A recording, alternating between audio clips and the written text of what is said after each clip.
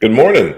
It's Friday morning, and this is the Real Estate Investing Friday Morning Chat, where I will answer all of the questions that are asked on this live stream. So let me go ahead and get started. Now, I think that this is probably going to be one of the shortest live streams that we have done so far. So we have a really awesome but busy day ahead of us. So we are closing on 8 properties today and also a business. So my brother and I are buying a established business. It's been around since like 1965, I believe, is the date. So we're really excited about it and are really happy to have the opportunity and see what that venture looks like. So I'm sure I'll be speaking more on that in the future, but it's a really big, exciting day. I'm going to go ahead and get set up. I'm going to say go ahead and post your questions in the chat as you have them. And also going to keep this disclaimer rolling saying that this is not legal or professional advice. So before you take action on anything that I may say or that you just hear on the internet in general, you should always consult with people that are way more familiar with your personal situation and have the ability to advise you appropriately. So I'm not an attorney, a CPA, or even a real estate professional, not a realtor. So I barely know what I'm talking about. You should double check. All right. Well, as I mentioned, we're closing on 8 properties today. Of these 8, one of the things that I like to do, because it's a really common question, is talk about where I found these. So let's see here. Of the 8,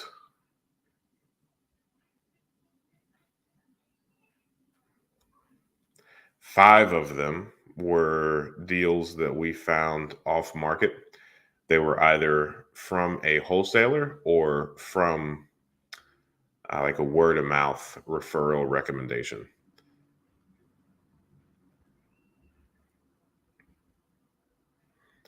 So the other 3 were on the MLS. So the MLS, the Trulia, Zillow, just like the market, things that are listed for sale by a realtor. The market always seems to ebb and flow. Sometimes we'll make really low offers, they'll get accepted. Sometimes we will make really low offers and they are countered. We have had a surprisingly decent run going in on the market on properties that are on the MLS. We offer way less than asking, and we will. Lately, they've been received, so we're accepted. So that's good. The 3 that we're closing here are ones that we pretty well lowballed. One is one where we made a really low offer. They took another offer, which was higher, but they had all the inspections and appraisals and all that, and it came back on the market. We revisited it, and they again took another offer, but the property needs work, so it will not do well on any inspection. So the third time the thing came back on the market, we settled pretty close to what we offered as far as that low offer goes. So we're pretty excited about all the properties that we're closing on today.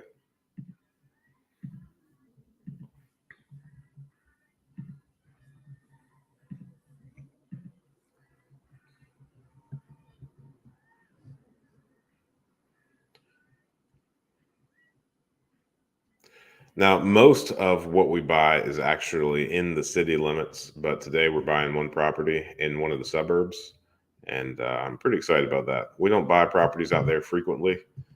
As fantastic deals come along, we look at them, and if it is a really solid deal where there's high equity, it'll be a good rental. We buy those. That's pretty much the only reason that we would go outside of the city limits. So today we're buying one, and that's what it is. In other news, one of the things that I have been doing that I've been having tons of fun is we are homeschooling our kids. My oldest, who is now 5, he's the one that is just starting kindergarten. We're homeschooling him, And as part of that homeschooling deal, we are working on properties. So we purchased a property a while back, and that is our first kind of homeschool project, and that has been going on pretty swimmingly. So my whole thought process is him and I are going to do most of the work, and as we come across things that we do not know how to do, we're going to reach out to contractors and have them, kind of give us a little lesson on how it should be done and what the right way to do something is. So we have had a roofing lesson so far. We've had the roof replaced, so he got to learn a decent amount about the roof. And we have also replaced doors, got a little lesson in doors, how to line those up, make those work right. They're tricky. And also plumbing. So this is a 3-1. It is on a slab. It's a brick ranch. It's a really solid property to learn on. And as they pour these slabs, they put the plumbing, the drain lines, the supply lines, all of that into the slab. So over the years, I guess one of the pipes in the slab went bad. They used copper, and they took it up the wall, across the ceiling, and to the other side of the house. So we actually jackhammered up the floor, and we're going to put it back the way it's supposed to be instead of routing it up and over. So we got to witness this floor being jackhammered, and we removed a bunch of rocks. So Jackson had a fantastic time shoveling a bunch of rocks out of the foundation. It's been a ton of fun.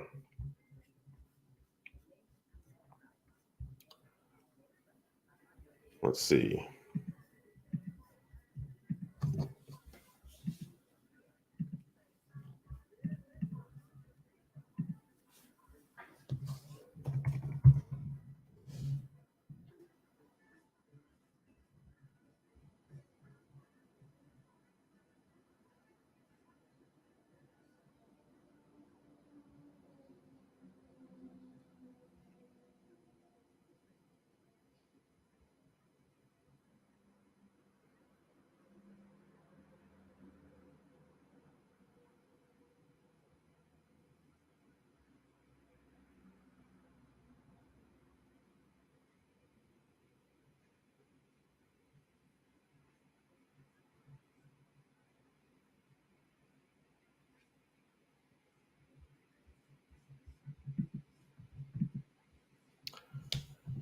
All right. Well, hey, as I mentioned at the beginning of the call, I think this is going to be one of the shortest live streams. I've got to get over to the title company and start closings by 9.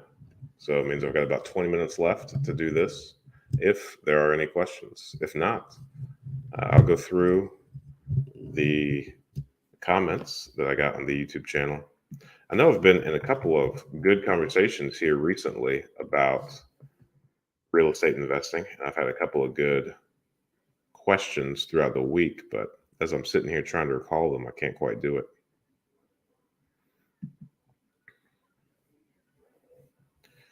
Let me log into YouTube and look at these comments.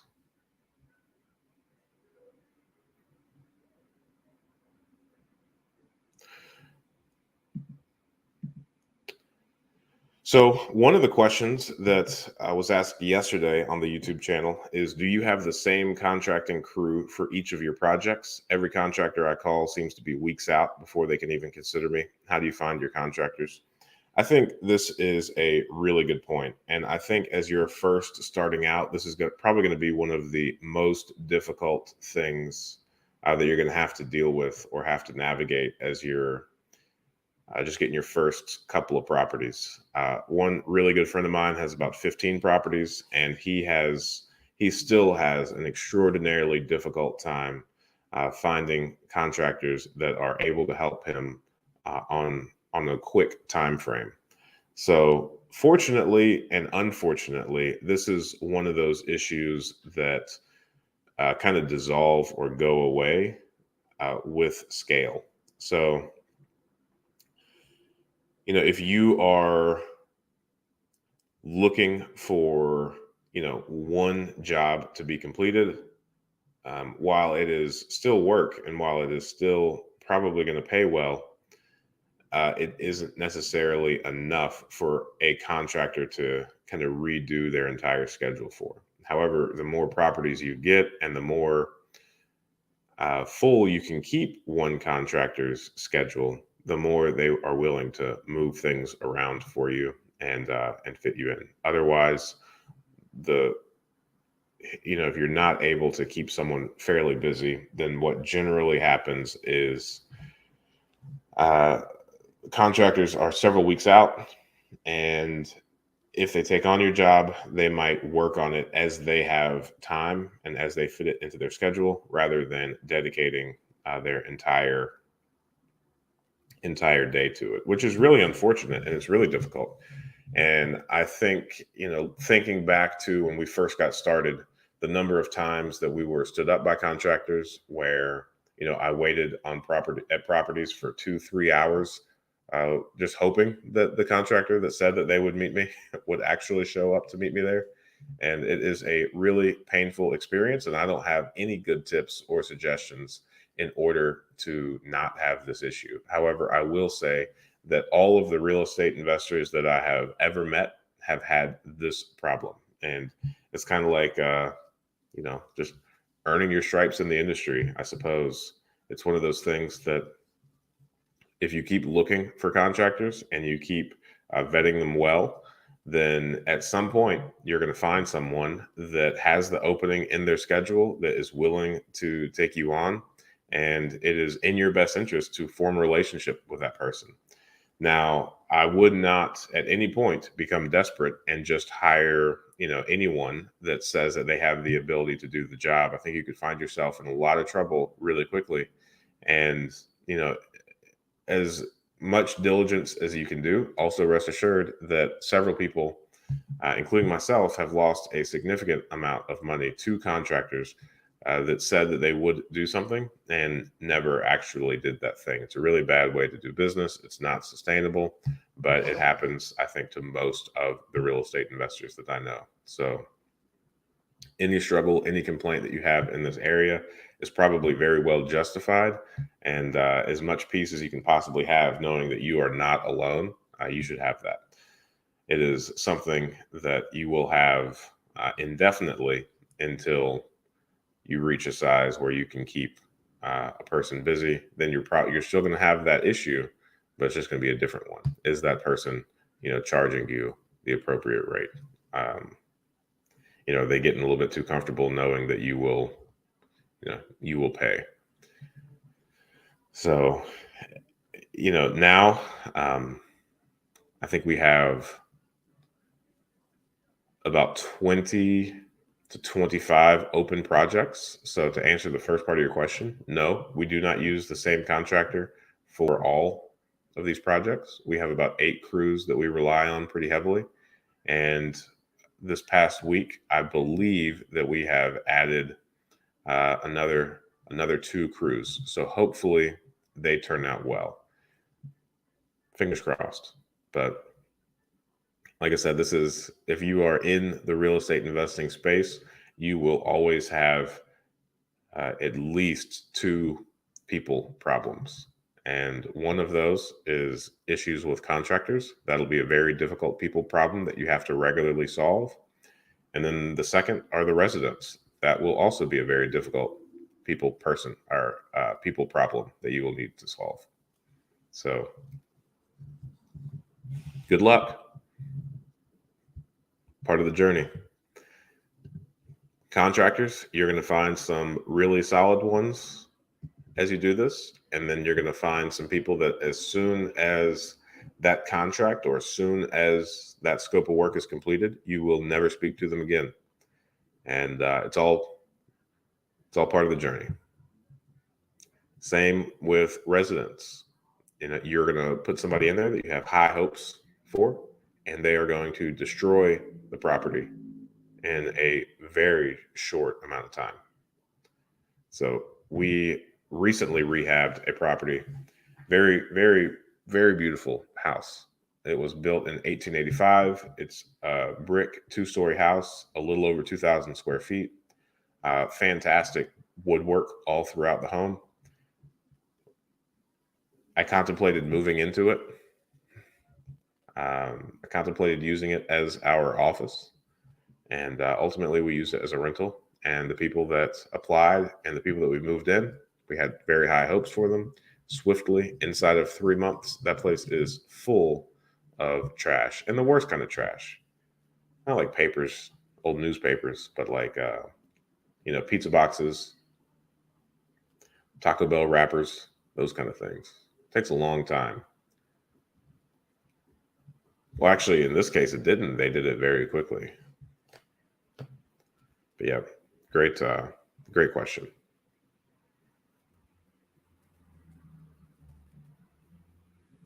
And if I were you, for this, every contractor I call seems to be weeks out before they can even consider me. Get on their schedule. Just go ahead and get on their schedule. And in the meantime, continue reaching out for contractors. So, oftentimes, when I found myself in this situation, I would get on the schedule for 3 or 4 contractors. Because if you find another contractor in the meantime, then there's no harm in calling them and letting them know that you found somebody else that had immediate availability. And, worst case scenario, if you don't find another one, then at least you're on, a couple of other contractor schedules for whenever they get cleared up. But yeah, definitely take them up on coming to see you in a couple of weeks.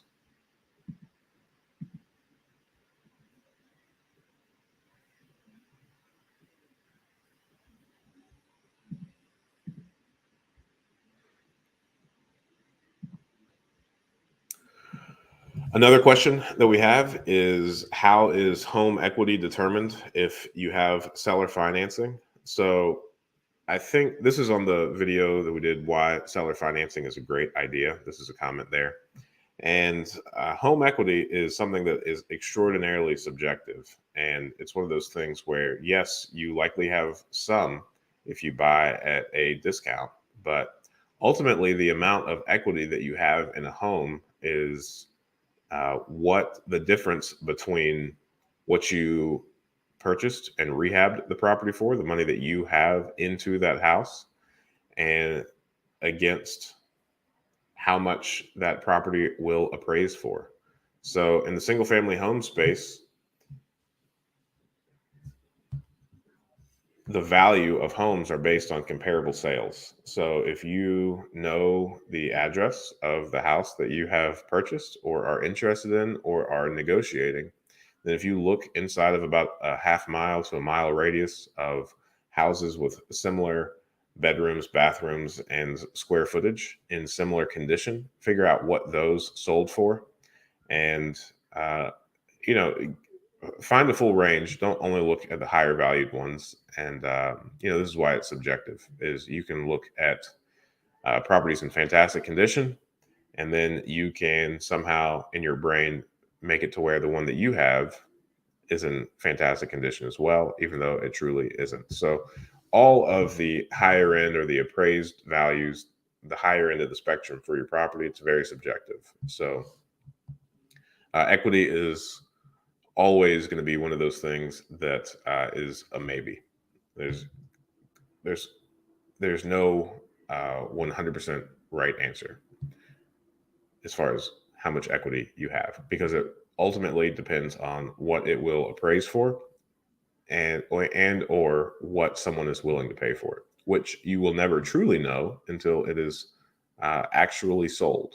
So appraisers are often wrong, but they do their best. And as you pull your own comps, you will often be wrong, or someone will disagree with you, because again, it is so subjective. But in this case, if it's seller financing, then you would still use that after repair value or that appraised value. And then you would just subtract whatever loan that you have with the seller. And then you would also subtract however much money you need to put into that property in order to rehab it. And that amount will be your approximate equity, give or take.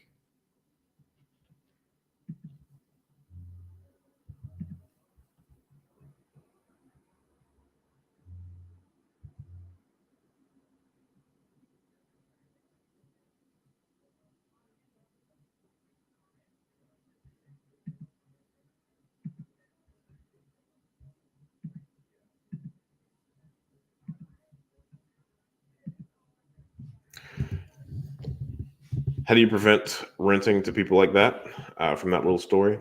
You know, I think there's no way that you really can. There's a lot of things that are very important about living in a property that you cannot cover on your screening or on the application. I think the most you could do is come up with the criteria that you're comfortable with, um, and then actually doing some verification of everything that is on the application. So always verify payments, contact employers, verify pay stubs, and then you're also going to want to verify the rental history.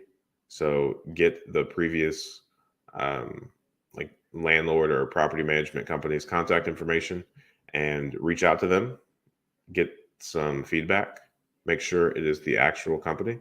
On multiple of our applications, we have noticed that people put their friends down instead of the actual previous landlord or management company.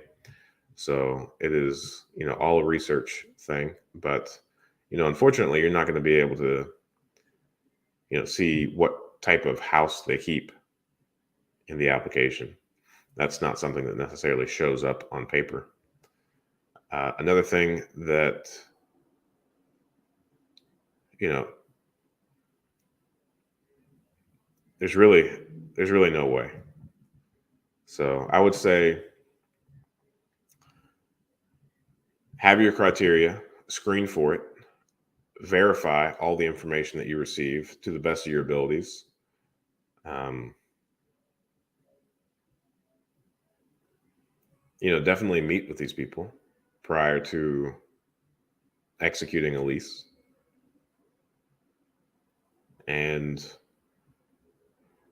be clear on your expectations to them as a resident, and be clear about your promises to them. How are you going to handle work orders? How do you want them to submit those? What type of time frame will you get those issues resolved? How you want to be communicated with. And then I would also say that Rent Check has been very valuable for us. Rent Check is a software that allows, it's an app that is resident facing. So the resident will download the app, they will take pictures of the property, and they'll do a self inspection of the property. And doing those pretty frequently have allowed us to catch early on people that are kind of trashing the property or harboring unauthorized or unapproved pets. So being close to the property, inspecting it regularly, that will help.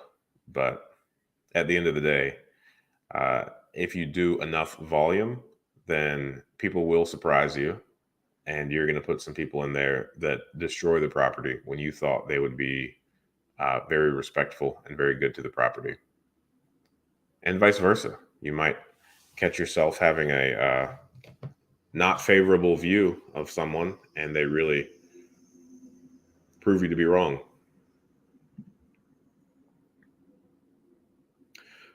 Good morning. On what instances do you see that an investor has to pay utilities? I bought some duplexes for which I pay trash and lawn care.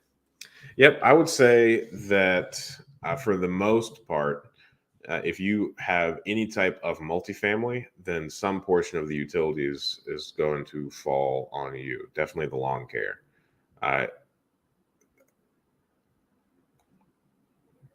Any type of utility that is, billed on a per property basis is going to be on the owner's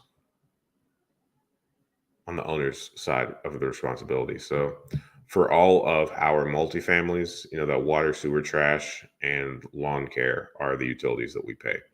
We have a few duplexes that have separate water meters. And if there are separate water meters, then they can each have their own water bill so they can pay for the water, sewer, and trash.